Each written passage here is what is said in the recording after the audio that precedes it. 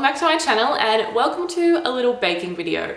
Now, if you've been keeping up with my videos, you will know that recently I started unboxing on my channel a product called Goodness Me Box. It is basically a healthy food subscription box, and in every box you get a couple of recipes. So when I did the first one, I got this really good recipe that I said I wanted to make in a video, and today the day has come and we are going to be making it. If you haven't seen the videos, I'll have them linked in the card up above and also in the description box down below. So today what we are going to be baking is peanut butter and jam choc chip cookies.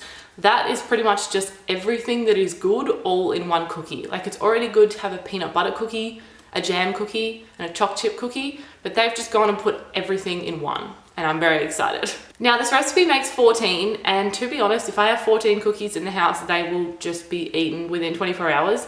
And I also only have a little bit of peanut butter, and you're supposed to use a whole cup. So I am going to halve the recipe, but just know if you were making the normal recipe, you would just double everything. So the first thing you need is 1.5 cups of gluten-free oats.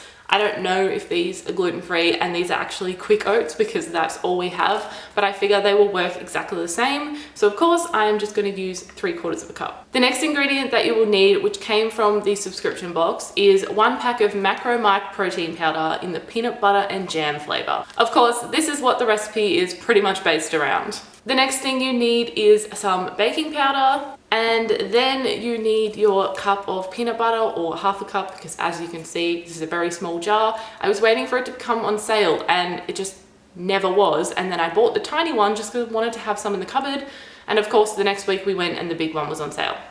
You will also need 1 medium ripe banana, and finally 1/2 cup of dark chocolate chips, which I happen to have here as well. So as you can see, it's a pretty simple recipe. You are probably gonna have most of this in your cupboard except the protein powder, and really you can use any protein powder you might own or something else in replacement. You can literally make any type of cookie that you want. You can have the chocolate chips, no chocolate chips, use milk chocolate chips, but if you follow this recipe exactly, it will be vegan, gluten-free, and dairy-free. So getting into the prep, of course, step 1 is to preheat the oven, but because we are in the kitchen, we've already got the noise from the fridge. I don't really want the noise from the oven, so I am just gonna do that off camera once they're ready to go in the oven. So step number 2 is, in a large bowl, combine the oats, protein powder, and baking soda. So like I said, we are just halving this, so I am just going to do 3/4 cup of the oats. There we go. Then we're adding in the protein powder, again, just doing half. I'm not gonna measure this, I'm just gonna wing it and do what I think is about half.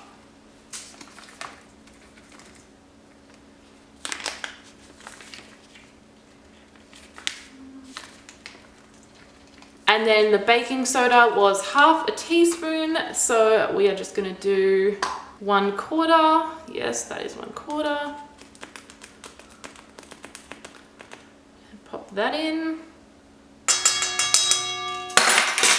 Then it doesn't say you have to do this, but I just want to quickly combine that all together just a little bit before we move on. It smells like the protein powder, and it does smell pretty good. So next up, we're adding in the peanut butter and the banana, and it says to mix with your hands. It's kind of not really going to work because I'm also trying to film on 2 cameras at the same time, but because there's not really a liquid, I'm thinking we're going to have to do it. So just peel this guy.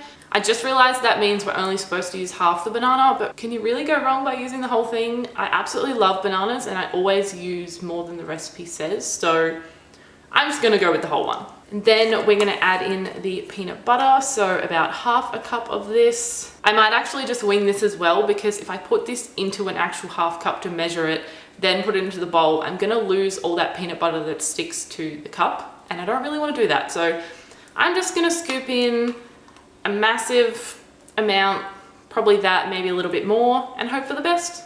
So add that in, and maybe a little bit more.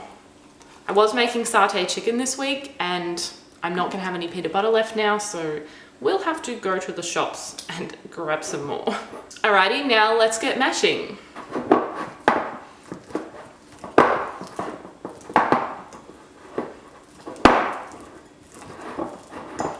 Honestly, just peanut butter mixed with banana, I could totally eat this whole bowl. Now we are just gonna add these two together, and then like I said, mix with hands, but I'm gonna try and avoid that. And then you fold in the chocolate chips and then start forming your cookies. Seriously, look. Oh my God, yeah. All right, so as you can see, it is coming together. We are almost there, but I have to roll the dough into balls for the cookies anyway, so I will just do the rest with my hands when I'm doing that part. So now we just fold in some chocolate chips. And again, it was half a cup, so just gonna do about a quarter of a cup.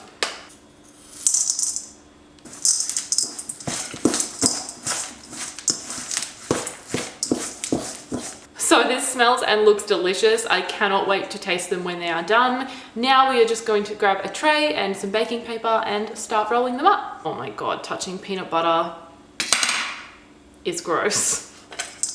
We're just gonna start trying to bring it together that last little bit. So here is our dough. It has come together beautifully. I thought maybe I'd use too much peanut butter, but after playing around with it for a bit, it is perfect. Like I thought, the extra banana didn't cause any issues either. So let's start rolling them into balls before I melt the chocolate in my hands.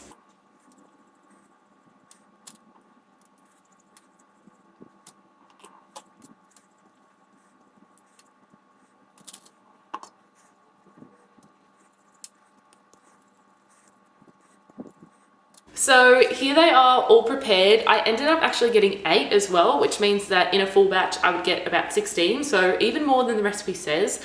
And I also think these are quite big. I definitely could have spread it out a bit more and maybe got 10, so really good recipe for quantity.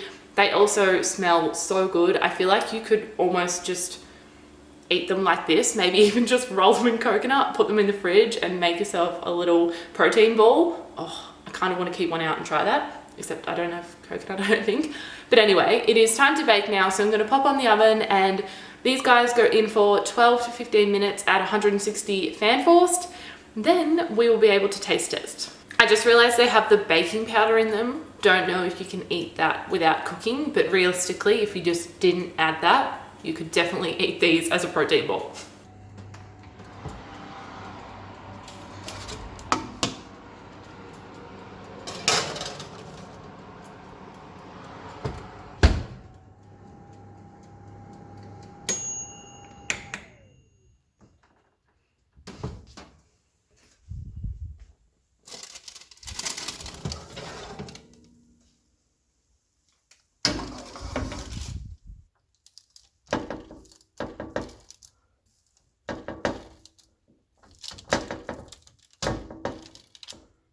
Alright, so the cookies are out of the oven and they smell so good. The only thing is, I didn't push the balls down, because I don't know about you guys, but I swear every other time I've made cookies, I know sometimes you push them down, but usually they will, you know, do that themselves, just like slowly flatten and spread out.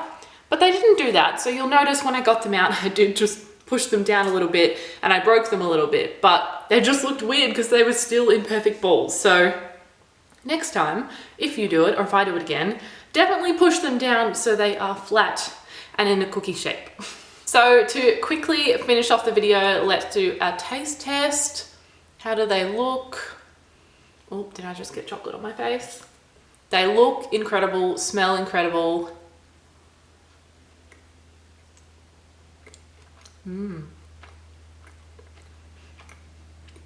They're actually so nice to eat warm because it feels like I'm eating a cake. So good. I will say, the only thing is, obviously, the star of the show was the jam donut protein powder, and maybe I could have just used the whole packet, because really, I can taste CHOC banana peanut butter, but not the main ingredient of the cookie. So I guess add a little bit less of everything else and more protein powder if you want that flavor to come through. Or I did have some jam in the fridge I was considering adding, but I think it's plum or blackberry jam. Maybe if it was strawberry or raspberry jam, it would have made more sense.